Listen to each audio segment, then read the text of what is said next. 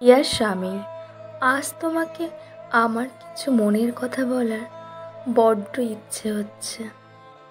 জানো তো, তুমি অনেকটাই বদলে গেছো। তুমি আর আমার মধ্যে সেই আকর্ষণটা খুঁজে পাও না। সত্যি আমি খুব অবাক হয়ে যাই।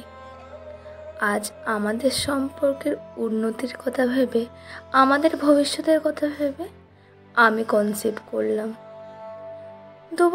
দুটো বাচ্চার মা হলাম। তার ফলস্বরূপ কি হলো জানো তো? আমার দৈহিক অনেক পরিবর্তন এলো। আস্তে আস্তে তুমি যেন কেমন আমার থেকে দূরে সরে গেলে। তুমি যতই মানতে না চাও, এটাই সত্যি। তোমার মধ্যে সেই আকর্ষণটা আমি আর খুঁজে পাই না। এখন তুমি আমাকে ছাড়া দিব্য দিনের পর দিন, রাতের পর রাত কাটিয়ে দাও। এতটুকু কষ্ট তোমার আর হয় না।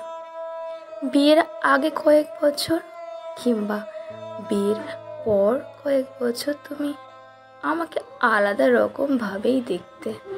সে নজর আমি আর তোমার চোখে পাই না গো। বড় কষ্ট হয়। আর আচরণে, ব্যবহারে আমি যেন কেমন আস্তে আস্তে দুর্বল হয়ে পড়ছি। আমার এখন আমাদের সম্পর্কটা নিয়ে খুব অনিশ্চিত চিন্তাভাবনা চলে এসেছে।